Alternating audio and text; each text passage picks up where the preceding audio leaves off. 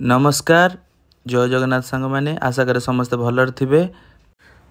सकाळु गाधे बाधे आम फटफटिया रेडी करी आम पहुँच जाइलु केशपुर बजार पाखे होटेल जी नायक रे।